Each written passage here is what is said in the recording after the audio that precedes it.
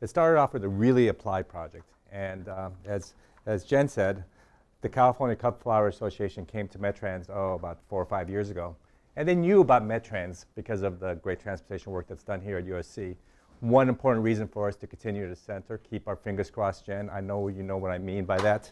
Because of Metrans was the reason this project got started, because the California Cut Flower Association knew of all the transportation work that came here, and they came to us with a very applied project. And they said to us, as Jen said, we're losing market share. We're losing market share because our flowers cost more than flowers from South America. So it started off as a very applied project.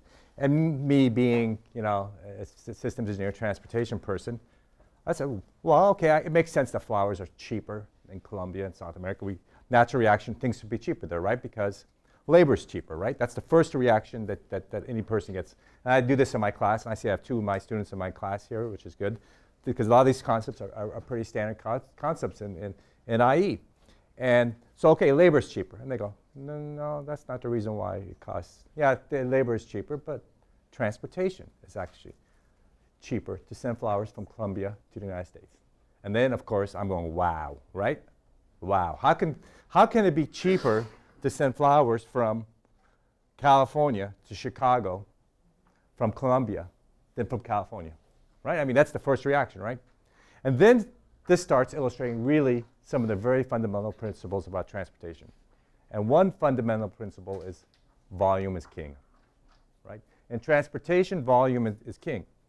But what prevents things from being large shipment, of course, is inventory costs, right? People balance inventory costs with the transportation costs and get the right amount of inventory in their supply chain. But in this case, when you're dealing with flowers, the inventory costs aren't so high because you have to deal with the perishability issue. So you're not going to maintain a lot of inventory. So the dominant factor is the transportation costs. And the labor costs are quite small in comparison to the transportation costs. So that started me thinking, wow, this is a really interesting project. And we did an applied project. So let me get to the whole story here.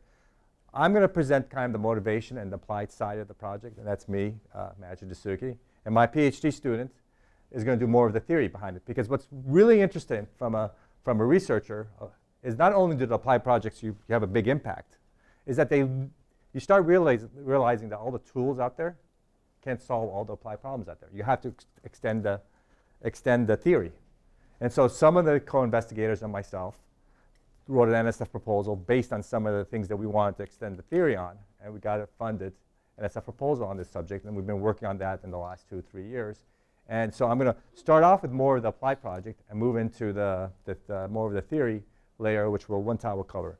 But what I'd like to do is acknowledge all the participants that have been involved. As Jen mentioned, I've been doing this for about 4 or 5 years, and there have been many different players in the project, myself included, who's been one constant. Alejandro, who used to be a professor here at USC, now is a professor at Georgia Tech. He was involved in the applied project and the methodological NSF project. He's still involved in that. And when we were doing the methodological project, we realized there were some skill sets that we needed. One is game theory, and that's where we brought in Nelson, who's a professor at the Naval Academy. Wei Hong, who is a PhD student who just graduated at Georgia Tech, who's now just got a job working at Amazon doing supply chain work for them and their OR group. Christine, who used to be a PhD student who was involved in the applied project and a little bit on the methodological part, who's now a faculty member in Illinois. And James Moore, everybody knows, who was involved in the applied part, doing some of the economic analysis. And so that was the team that put it all together. So let me show you the map and some data. So here's the reason why it's cheaper to send flowers from Colombia than it is from California. It comes down to volume. Here's the way they do it. They fly by airplane from South America to a huge cross-dock facility in remember, everything has to be cold storage if you're doing flowers, right? Otherwise, it's not going to happen. And so they have a huge facility in Miami, and there they send everything by full truckload. Okay? So everything goes by full truckload to the rest of the country from Miami. Because of that, they get huge discounts in terms of their ability to send, and they have the volume. California does it quite different. What you see in the red is the different growers. Okay, and the way it's distributed, you got about 10%. These numbers are going to be off or on. You have about 10% in San Diego, about 50% in Santa Barbara area, and about 40% in the Watsonville area. They don't have a consolidation center. Each farmer sends directly to either the wholesalers or the mass market. And so then they're basically paying either FedEx rates, if you're a really small grower, or less than truckload rates. And so therefore, on a per unit basis, they're paying much higher. So just to give you data in terms of how they impact our market share, about 20 years ago, the market share for California growers was about 65%. Today, it's 20%. Today, market share for the South American growers is 75%. Yes, people go into that Vons and they buy the $2 cheaper flowers. Okay, that's what happens. Price sensitive. It's a very price sensitive. Clearly, the California growers argue, and it's true, that their flowers are better quality. And I've known that because I've seen it firsthand. Every time I love giving these presentations in Santa Barbara because I always come back. My wife loves it. I come back with these beautiful flowers. I mean, they're just wonderful flowers. So, I mean, but the market, unfortunately, is price sensitive. And so the savings in dollars causes the market share to be in. So the idea, of course, the first question is, what if the California growers did a consolidation center? And what you see in the blue was the proposed consolidation center in Oxnard. Okay? And that's what we were going to study. We were going to study if they build the consolidation center in Oxnard, what would be the savings? And is it beneficial? And could they increase market share? Okay, so basically the motivation was to look at the practices, what they're doing now, and what they would do if they did the consolidation center, and what would be the savings. And that was the project, what I called the applied project, right? It's a very applied, but it does require a lot of mathematics behind it, but it's still very applied because we could use existing techniques to make an informed decision about what to do. And this plot really is all you need to know about how you should ship. So on the x-axis is the volume that you send, and the y-axis is how much it costs. Okay? So if you send it by FedEx, it's going to be linear cost, assuming it's a linear cost. Each unit cubic feet you pay, it's going to cost you X dollars linearly to increase. Okay? The step function is the less than truckload function. Okay? And so if that's how much you ship, that's how much you're going to pay. And of course, if you're the dashed line on top is the full truckload rate. Okay? So if you know how much you're going to ship on a particular day, you know what's the cheapest method, right? If you're going to ship less than one, let's say half a cubic feet, the cheapest method is FedEx. If you're going to ship 1 cubic, it's going to be less than truckload, right? And then once you get way past 1,002, you want to send the cheapest method there is full truckload, right? So if you know exactly how much you're going to ship in each day, you could use this graph to figure out what method you should do it in, right? I mean, this graph tells you everything in terms of it. So this really drives your thinking in terms of the algorithm you look about in terms of figuring out how much you should send in each day. So what we did, assuming that's your cost structure, is we simulated the base model, which is what they're currently operating, versus a consolidation model. And when we build our consolidation model, we assume there's no limitation in terms of the number of trucks. We put no capacity constraint in terms of inventory because one of the things we wanted to see is how big this facility was going to be. So we didn't constrain it, and we let the model figure out how much the inventory was going to be, if it was going to be used, and then use that as then suggestions for how big of a facility they needed to build. And then we don't assume the farmers consolidate at their site. They each individually send directly to the consolidation center, and then from the consolidation center, they consolidate it there and send it by hopefully full truckload. Okay, so because of the perishability nature, and the model where we're looking is that it wouldn't stay in the consolidation center more than 1 day because these flowers are going to be very perishable. If that's the case, you could develop a heuristic to solve this consolidation problem very trivially. And it actually, and we've done this, we compared it to optimal solutions, and it behaves very well because the perishability level is very slow. And it works something like this. On each given day, you know how many units need to be shipped before it goes bad. The units that need to go out that day, otherwise they will perish. given that quantity, you can go back to that graph and figure out the cheapest method to send. And if there's any extra slack in the cargo you're not using, ship in the future shipments into that shipment and then send it. So it's a very greedy, simple procedure, but it works pretty well because of a small level of inventory that you're going to maintain at the Consolidation Center. So that was the heuristic we applied to the Consolidation Center. And now we're going to compare this, doing without, under different scenarios. So any applied project has to deal with data. And data is always not trivial to get. So there's about 70 growers in this association. We had data, so we wanted to plan for an entire year. The reason we wanted our planning horizon to be a year is because flowers is not uniform. Guess which 2 days flowers are the most popular? Mother's Day and Valentine's Day. Yep, those two, right? And they're not so close. So you want to be able to capture a horizon that capture those effects. So you were looking at a horizon that's close to a year. So you're looking at a horizon that covers a year. So we need a year's worth of data for each grower. And some of these growers are very small. And the small growers don't really have the infrastructure to provide automated data and all that. But the good news is you want the data for the large growers, because that's the volume that you need to satisfy. So we got data for about 20 growers of the 70 farmers. That 20 growers represented about 63% of the volume. So we had data of daily demand from the different growers for 63% of the volume. But of course, consolidation only makes sense as you have more players, right? So we wanted to somehow extrapolate the demand for the missing growers. And here's how we extrapolate that data. We did have historical records of total yearly sales for each of the farmers. So what we assumed is for the missing data, the farmers' daily distributions were similar to the daily distributions of the farmers that we had, but we multiplied it by their aggregate total yearly. So we could account for the missing farmers. So we ran a scenario where we only looked at the top growers that provided the data. Then we added each of the missing ones sequentially. Okay? And so that was the scenarios we looked at.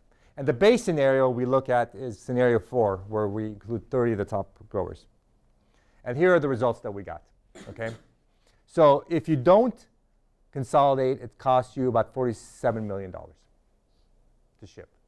If you do consolidate under scenario 3, that was when you have 20 missing farmers, it costs you about 30.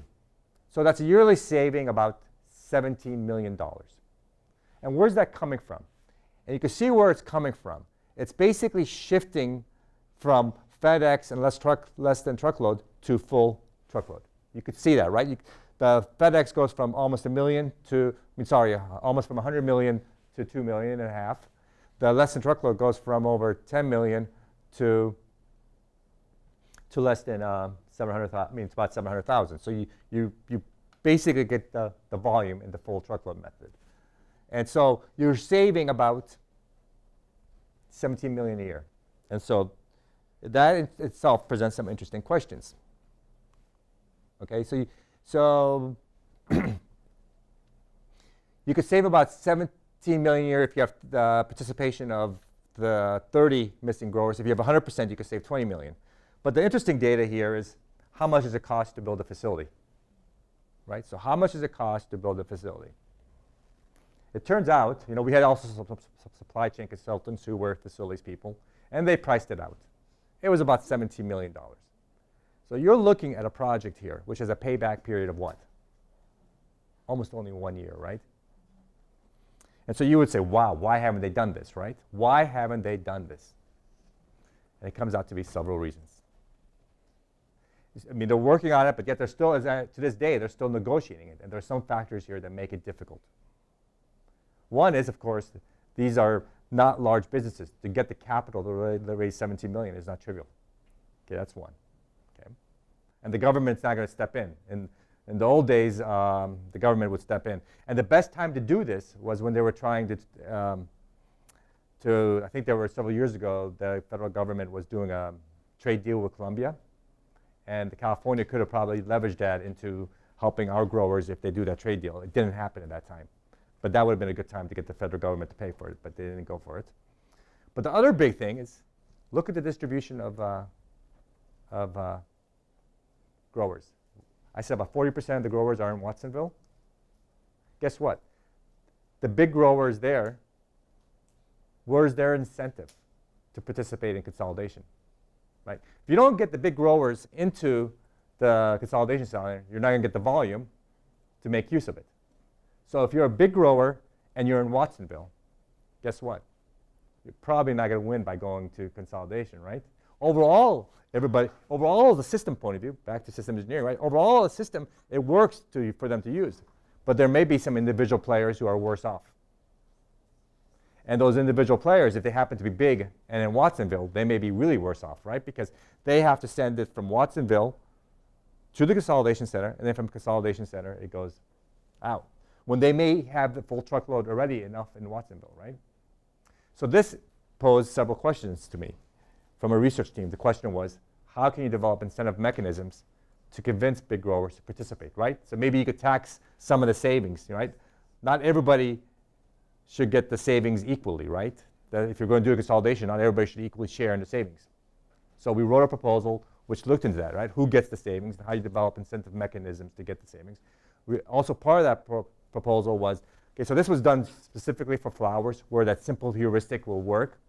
But if you could have things stay in inventory for a longer period of time, those simple heuristics aren't going to work so well. And you're going to want to develop more of a system optimization point of view. And so there were two facets of that project. One was the system optimization. Maybe you could consolidate at the farmers too and develop a system-wide optimal solution, which is what Wei Hong worked on. And then the other one is then the incentive mechanisms. How do we convince big growers to participate in a consolidation strategy where it's in the benefit of everybody? Thanks to Dr. Dessouky, who gave a wonderful introduction of our problem and showed that it's very effective to build a consolidation center in terms of cost reduction in transportation. However, that is not the end of the story.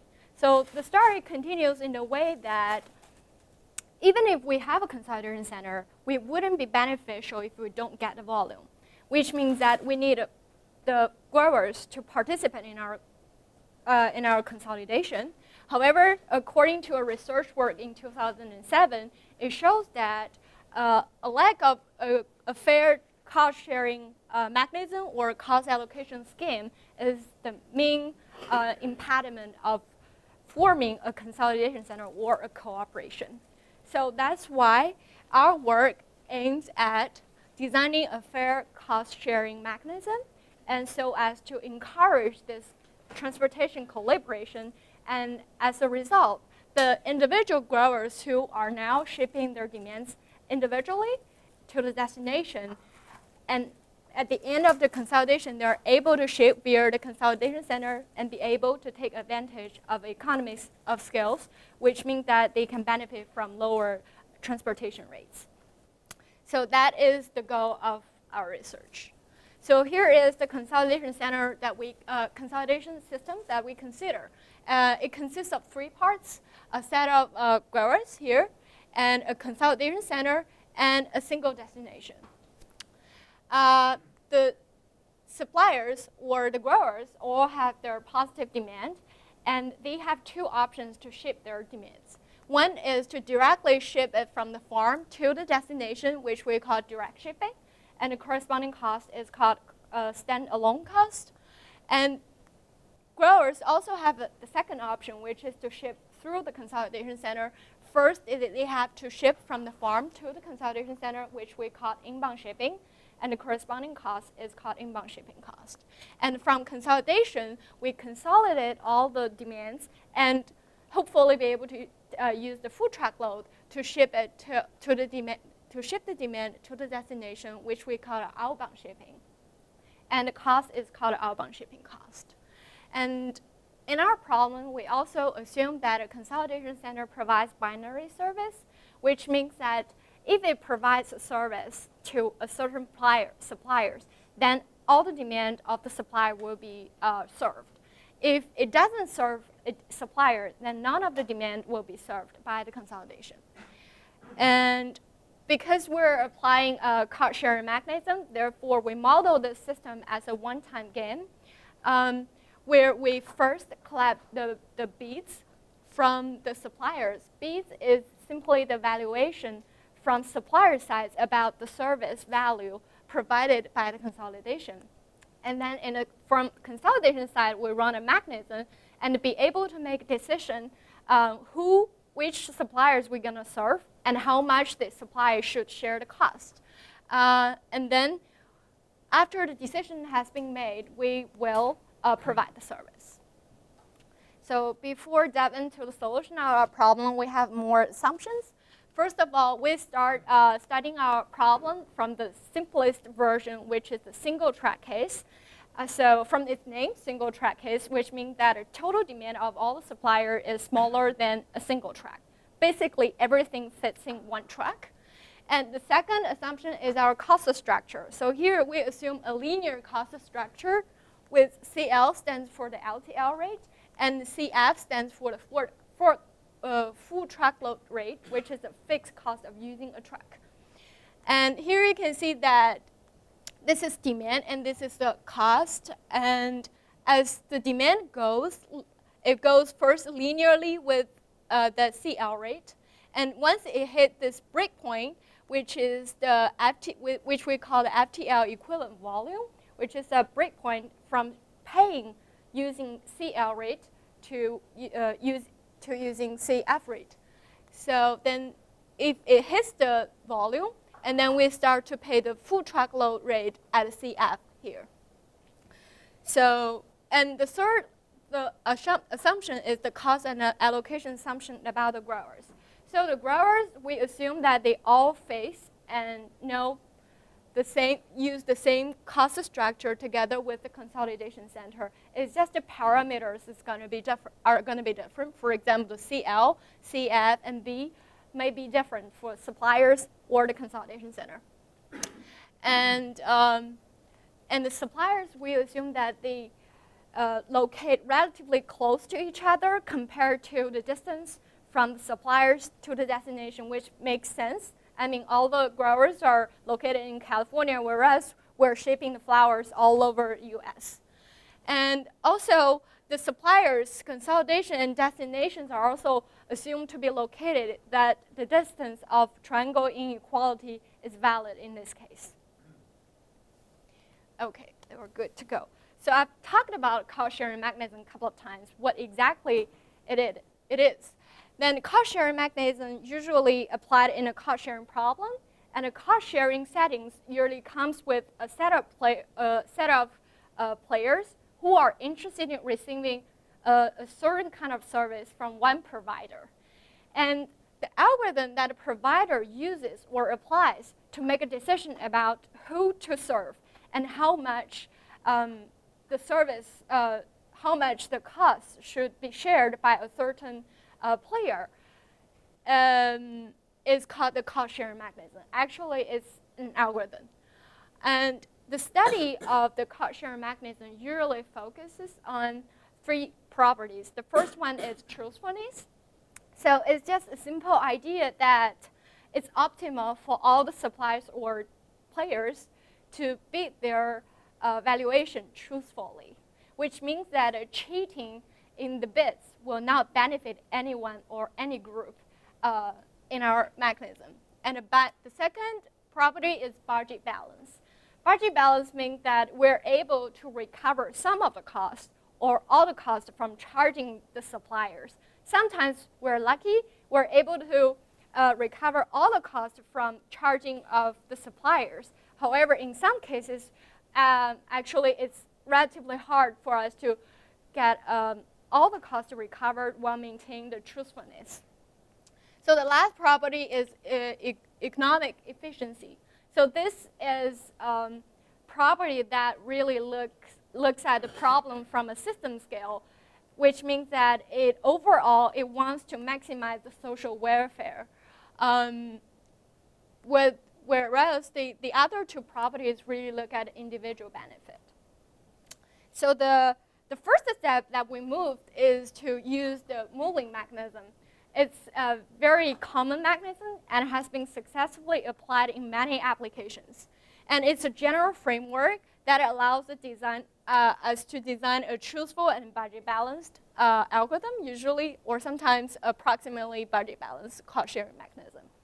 And it's just an iterative ascending auction based on the cost-sharing method, which is a function that assigns non-negative cost-share values to each participant. So from the description of the modeling mechanism, you can see that actually designing a cost-sharing method is very important because our decisions are entirely relied on the values that it produces for each players. So that's why the next step that we're going to do is to design our cost-sharing method. The most intuitive idea to share the cost among all the suppliers would be proportionally to demand. It's easy, and it looks fair for everyone because this is this much that you want to ship, and of course you should pay for it. And however, as Dr. Dessouky stated, that we also want to gain the volumes in order to encourage the large suppliers to participate in our consolidation. And here is a counterexample that simply sharing proportional to demand does not help us to achieve that goal.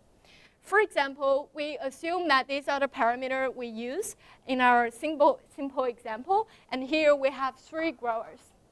So each of them has some demand. The first 2 growers are relatively small, which only has 1 unit of demand, and the third one is large. It has 8 units of demand. So we're trying to mimic a situation where we have small suppliers and also big suppliers. And the standalone cost of each grower is $2, $2 and $10. So that if we don't do consolidation, the total cost will be $14. However, using our, if we are able to take advantage of economies of scales, if we go through consolidation, the total cost will be $13. And if we share proportional to demand, here is the shares that appear to each of the growers. Of course, the 2 smaller growers are happy because the cost shares are smaller than $2. Actually, they're saving some money. However, for the big growers, it's $10. It's more than $10. It's actually doing consolidation is more expensive for him. So that's why, according to the mechanism, the third grower won't participate in consolidation, which leaves only 2 small suppliers in the system.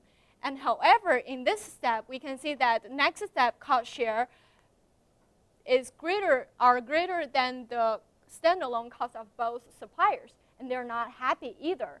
And therefore, as a result, if we continue to share proportional to demand, and there will be no consolidation and there will be no savings when we do this. So what is our solution? So we were thinking about what if we share and give some discounts to the larger growers in terms of demand volume so that they can encourage them to participate. For example, here we propose a maximum demand volume that a customer is responsible for in a cost share, which means that we put an upper bound of the demand that a grower should share, and then we define our effective demand for sharing like this. So intuitively, you can project this demand in the similar shape as the cost function, right? If this is demand and this is the demand, effective demand for sharing, and once it hits the BE, which we set the maximum demand volume, and it goes flat because that's the upper bound for the demand sharing. And if we do this kind of sharing by giving some discounts to the large growers, we are actually using the same example. We're able to see that now everyone is happy because everyone has a cost share that are smaller than the actual standalone cost. And therefore, consolidation can actually happen in this case, and we're able to save $1. So this is a toy example. In reality, it could be thousands and millions of dollars every day. So intuitively, because we use the similar projection function for the effective demand for sharing, you can think about BE in this way. What if we get B exactly as the BG, which is the breakpoint for the growers? We are actually sharing our cost proportional to their standalone cost, which is the true cost that supplier have to pay if they ship individually. So that is very intuitive and might be the most fair way that we can share our cost, which is to share the outbound shipping cost proportional to their standalone cost. And I think that is essential. The logic lies behind this method, that why this works. So at this step, we would like to introduce our cost sharing mechanism, finally applying the cost sharing method we just designed, which we call a sharing proportional to the effective demand for sharing. And we're using the Mooling mechanism as we promised, and we are able to prove that if the consolidation guess about BE is greater than the actual demand breakpoint of the consolidation itself, which is BC, we are able to get a truthful and budget balanced cost sharing mechanism. We call it PDS. So far we have shown that we have a good mechanism that is both truthful and budget balanced. And what about the third property, economic efficiency? So for economic efficiency, we use the measure of social cost. So when you decompose the social cost, you can see that CS stands for the total cost of serving all the suppliers in set S. Well, VS, subtract the set of S, means that all the total valuation or the total bids of all the other suppliers that the consolidation center decides not to serve. So in reality, this social cost should be the total cost of shipping all the demand to the destination with the application, with our application of consolidation. So it's just part of, it's the sum of consolidation costs and also the shipping costs individually for other suppliers that we're not serving. So then we built an optimization model to minimize the social cost. And here we can see that because we can minimize the social cost in order to get the better social welfare, because it's actually equivalent to maximize the social welfare in this case. And the suppliers we allow the suppliers to ship the demands both directly to the destination and also going through the consolidation center. And they are also able to flexibly choose how many demand they're going to go with each channel. So as a result, actually we can analytically show that our cost sharing mechanism produced the economic efficient solution most of the time. And there are certain cases where we cannot prove that 100% sure our mechanism is going to produce the best social welfare solutions. And then we run some tests. And according to our test results, here is one of the tables that we have. You can see that most of the entries, the average gap, are zeros. And this is when we overestimate BE. And here is when we underestimate BE. See, you can see that most of the entries are zero, which means that even if for the cases that we are not able to prove 100% sure, we are numerically, we're able to show that our cost sharing mechanism produce the economic efficient solution the majority of the time. So here I would like to conclude our work about a single track case. So in the single track case, we assume that the total demand of all the suppliers is smaller than one truckload. And then we're able to design a cost sharing mechanism that is both truthful and budget balanced. And meanwhile, it produced the economic efficient solutions the vast majority of time, which means that this is a pretty good result in terms of cost-sharing mechanism design. However, this is just for a single track case, which is the most simplest situation that we may encounter. And the problem may be more complex when we have multiple track load. And when you think about the cost functions, when we have multiple track loads, we will have this kind of cost function in reality. And it's messy because it's non-convex, non-concave. There is not much like patterns that we can use and to take advantage of.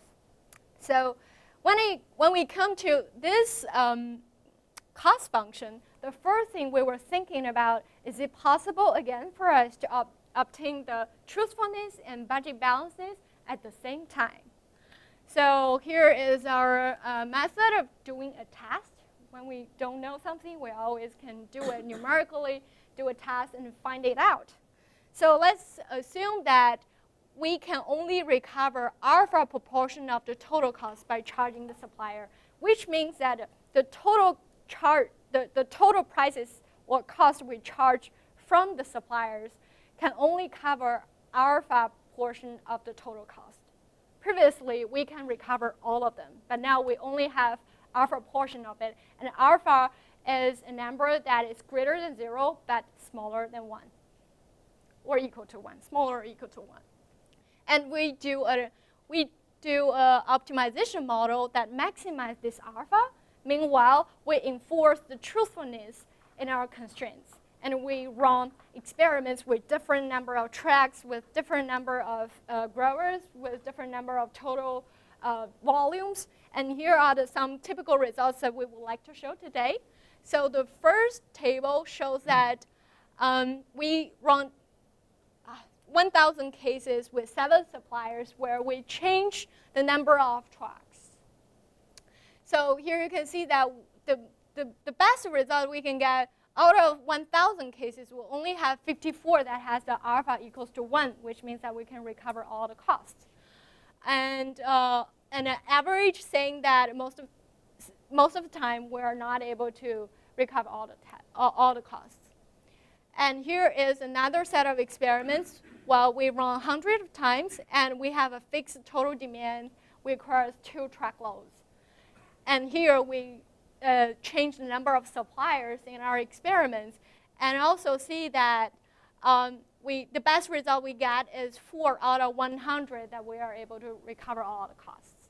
So what's the intuition you're getting that as you increase the number of trucks, alpha gets bigger? So on average? When we increase the number of tracks, actually it's easier for us to, well, let's say the percentage that we are able to recover for the cost becomes better. Why? This is because you can see this, that if we have a linear line going under it, and it would imply that we are able to recover more cost, but not exceed it. Or maybe this one is more illustrative in terms of answering Dr. Dessouky's question. So from here, we can conclude that it's not possible for us to obtain truthfulness and budget balance at the same time for this multiple track case. So therefore, the next step is that we choose to go with obtaining the truthfulness but relax the budget balance constraint in our coming research. So here is a linear approximation of our cost function, namely that we're no longer pursuing that we're going to recover all the cost. What if we just recover a portion of that cost? And then we use a line that goes under the cost function to say that what if we can recover this amount of cost? Well, we have 3 truckloads, for example, here. And in order to answer Dr. Dessouky's question here, you can see that if we continue to grow and the proportion that we are able to cover in this case is better than proportion we are able to cover when the demand is small.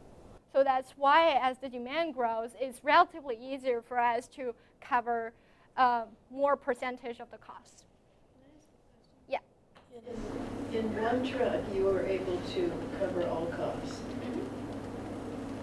Is there a reason why you did two things different in the scenario, which is multiple trucks, Yeah. and now we can't recover costs? Mm-hmm. Is there any particular reason why we can't I think recover costs? the most intuitive explanation would be in a single track, everything is bounded. And you know what the worst case exactly is. And you're able to design a mechanism to take care of the worst cases. However, when you go to a multiple track case, and now we don't have a constraint that bounds the capacity of consolidation, basically this can go to infinity. And now you have no idea what the worst case is. So that's why we're not be able to recover the whole cost of in most of the cases. We had a hard time believing this result because you could, one way to think of the multiple truck, which is the incorrect way, is you could take the single truck case and say, okay, well, now that I have 10 trucks, why don't I just think of that as a single truck with 10 times the capacity? That's not an equivalent problem to this, because that still has a single breakpoint. If you just take the single truck problem and make it 10 times the capacity, it's not the same problem because that still has a single breakpoint. The multiple trucks, what gives it the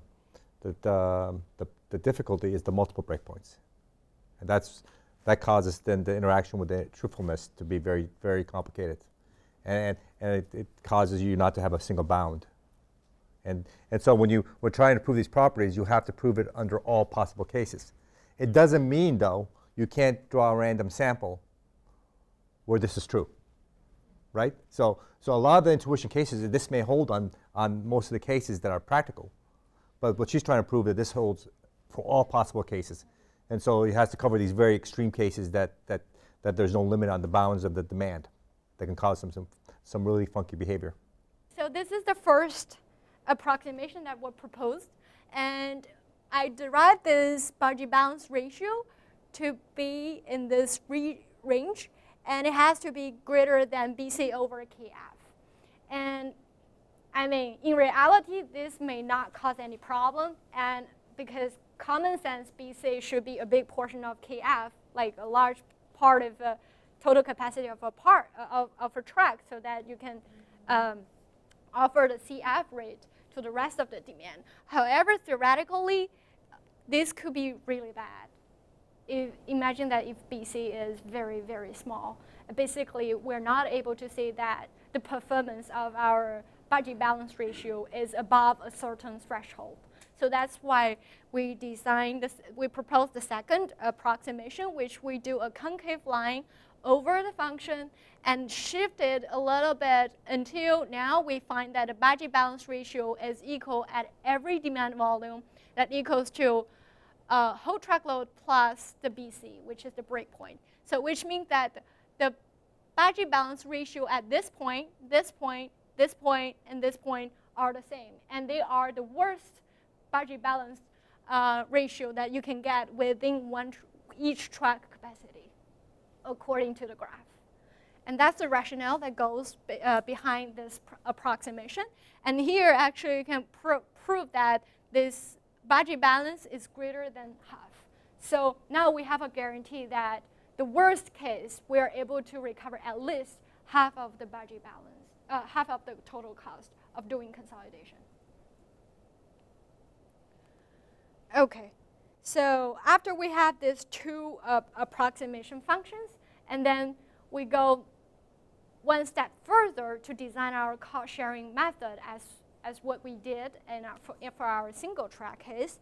And we can easily prove that now sharing proportional to demand is truthful, no matter which approximation function that we apply here. However, that doesn't provide any incentive for large growers to participate.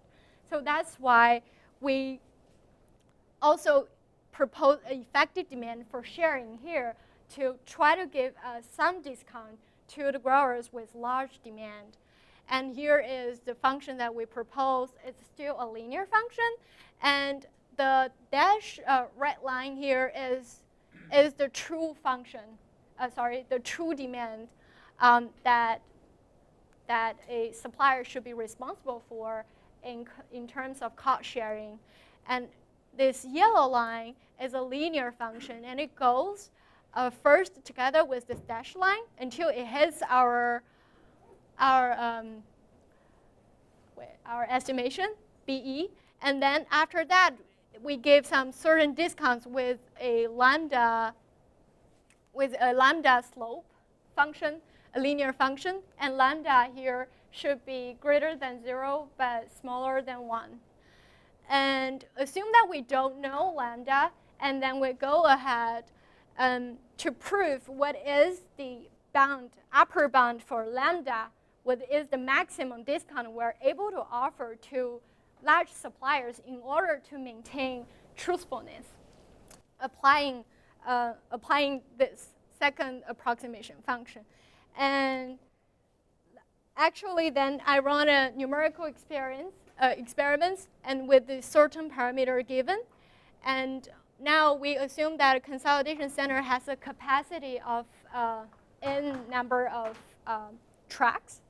And then we are able to show that here is the upper bound, analytically, here is the upper bound for lambda. And here is the upper bound for lambda when we only have the total capacity of 10 tracks. And here is when we have total capacity of 100. And this actually shows that as you increase the total capacity you're able to serve, the discounts that you're able to offer to the large grower actually becomes worse and worse. And extremely when you have a very large capacity available at the consolidation center, but in order to get a truthfulness, you're not able to barely offer any discount for the large growers to benefit from the consolidation. But this is also intuitively makes sense, because once you are extreme large growers, why would you bother to consolidate it? What if you have 100 truckloads? Why would you bother to ship through the consolidation?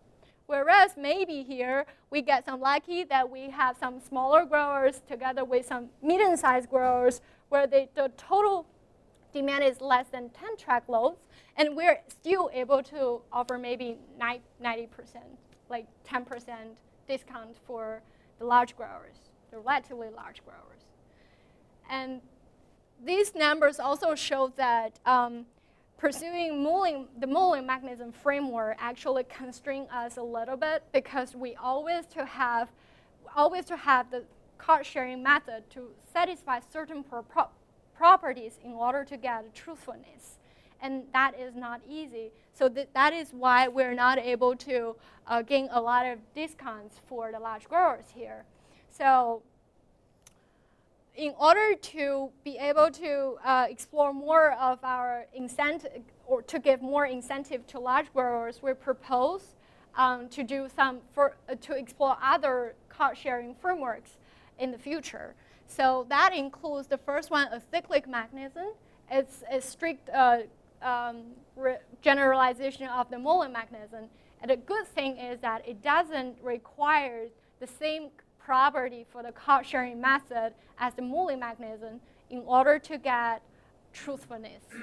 There we have some relaxations, and the difference is that we have to give an offer function. It's a time function, indicates the order that we're going to release our offers to the suppliers.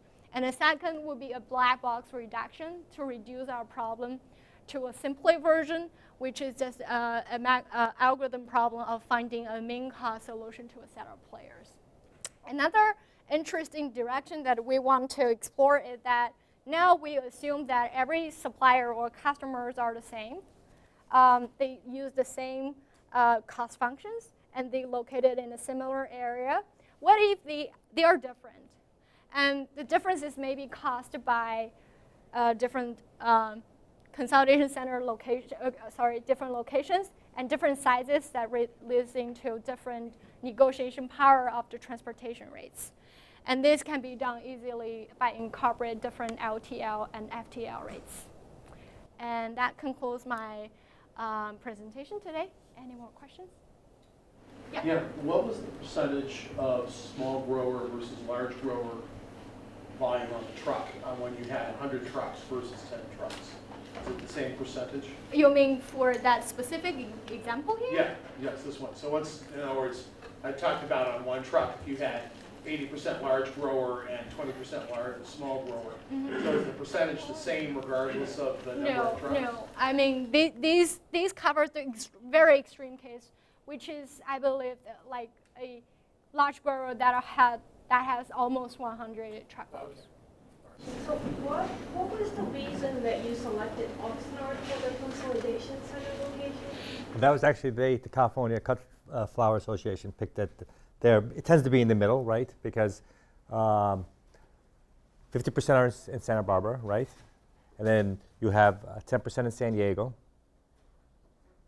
And you have the others in, so your question is why is not in Santa Barbara and in Oxnard?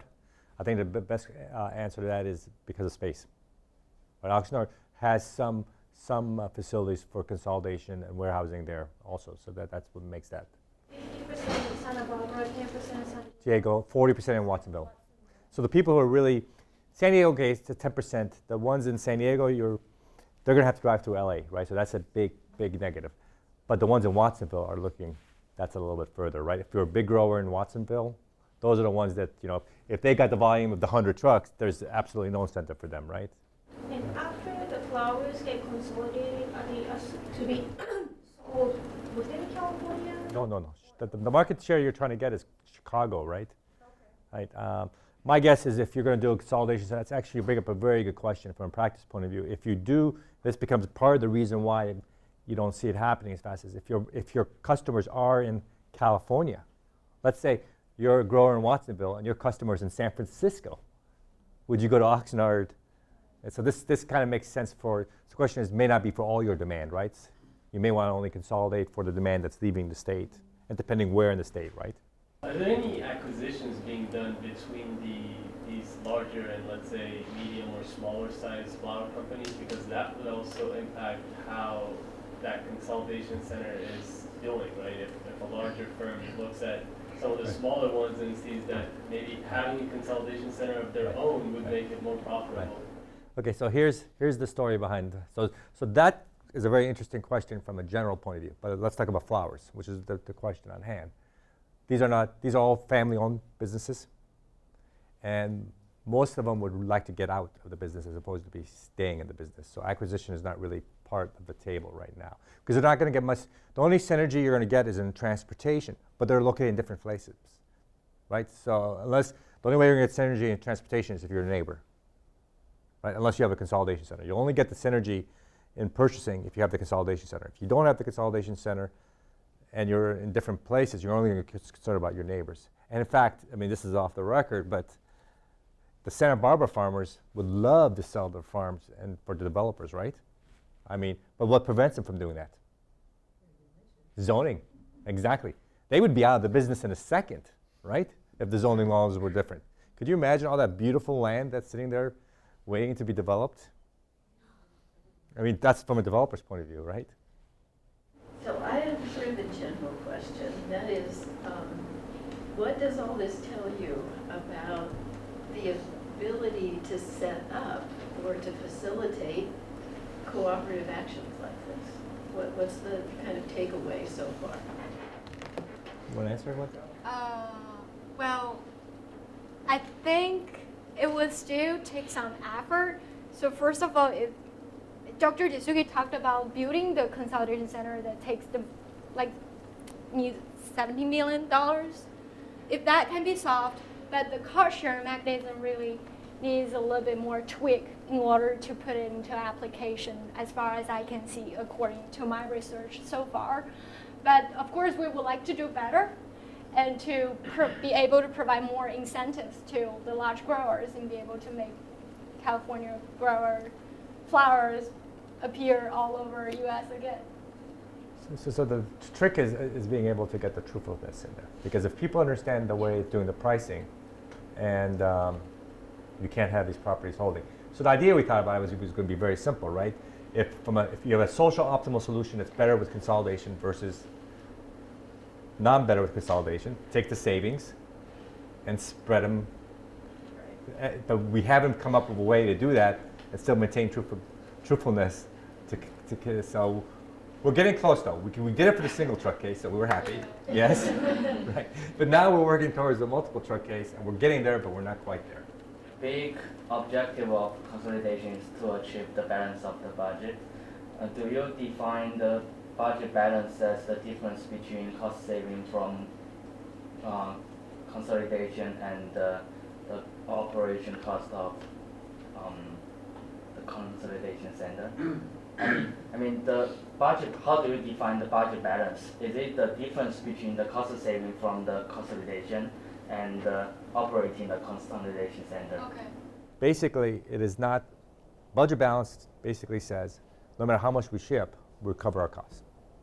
Okay, so whether we ship 1 unit or 1,000 units or 1,000,000 units, we can cover our costs based on the mechanism we designed, right? So, and whether you get the economies of scale or not is independent. You're still recovering. Obviously, if you're sending 1,000,000, you're on a per unit basis, your costs are going to be cheaper, right? But you're still recovering the total cost. So I think the takeaway that we've shown is, right now, when you have enough volume going through there, the players themselves have no incentive to behave in a truthful manner and be able to recover your budget balance. So if that's the case, if you still want truthful behavior and recover your costs, then there needs to be a subsidy coming from somewhere to have participant players. And so one of the outcomes of the research could say, here's the X number of dollars that need to be subsidized by certain players, like because you get the alpha value. If alpha is 80%, it means 20% needs to come from somewhere. Yeah. Maybe it's the taxpayers. Who knows? Had you looked at having 2 centers, one in Northern California, Watsonville area, and one in Oxnard?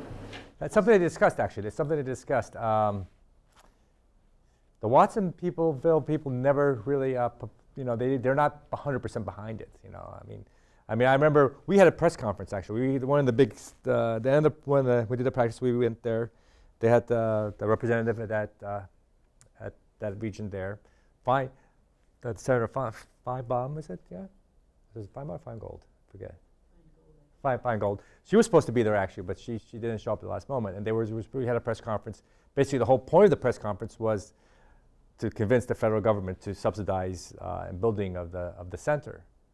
And as I walked out after we gave the presentation, and everybody was very happy, and all the local farmers, except the person from Watsonville. And he turns to me and he goes, "You realize I have the volume, and you're basic. We build this consolidation center, guess what? You just made my competitors more competitive, right? Not only do I have to pay that extra cost, you just made my competition more."